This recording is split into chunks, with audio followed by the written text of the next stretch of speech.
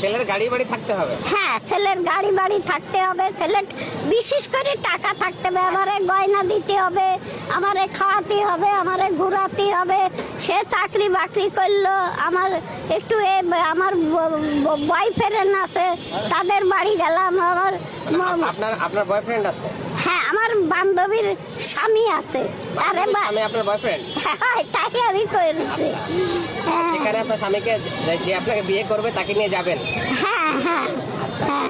তাহলে গাড়ি কি কি শর্ত? গাড়ি বাড়ি থাকতে হবে, শিক্ষিত হইতে হবে, চেহারা ছবি সুন্দর হতে হবে, হ্যাঁ হ্যাঁ হ্যাঁ। বয়স হতে হবে কিরকম? আমাদের বয়স। হ্যাঁ, আপনাদের বয়স। ঠিক আছে, তা আপনি এরকম একটা ছেলে দেখেন তো ভাইয়া। ঠিক আছে, আমরা একটা ছেলে দেখা শুরু করি। হ্যাঁ হ্যাঁ, ঠিক আছে। আমি এখন আর ভাড়া বাড়ি এত টাকা কই পাবো? রিক্সাওয়ালা চাই 50 টাকা, অটোওয়ালা চাই 60 টাকা, এত টাকা কই পাবো?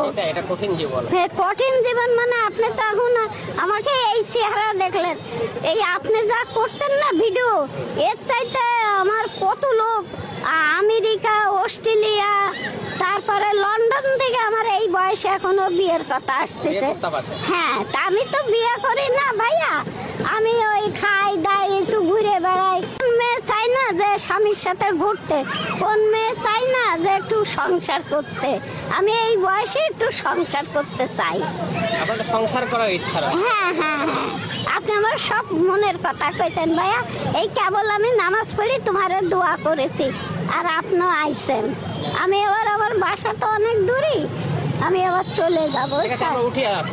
আচ্ছা ভাইয়া, আপনি দেখেন একটা ভালো ছেলে। ও, আমি উঠবো? আমারও অনেক ইয়েতে, আমি ওরে এইসব দেখি ভয় পাচ্ছি। দাদা ভাই, আমারে কি করবেন? ঠিক আছে, আপনি এমনি একটু হাঁটেন।